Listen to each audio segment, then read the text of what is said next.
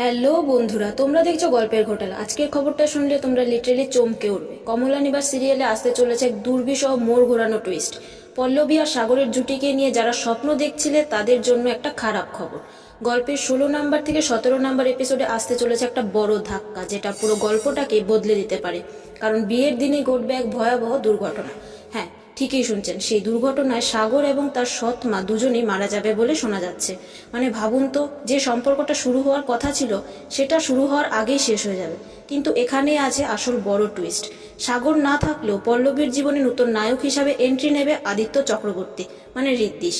কিন্তু কিভাবে কিভাবে শুরু হবে তাদের সম্পর্ক, আদিত্য এবং পল্লবী, আর ভবিষ্যতে পল্লবীর জীবন কোন দিকে যাবে সেটা জানতে হলে দেখতে হবে কমলা নিবাস। সেটাই কিন্তু এখন দেখার বিষয় এই সিরিয়ালে।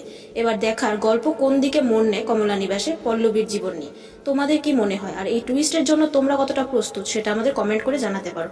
আর দেখা হবে পরের ভিডিওতে, পরের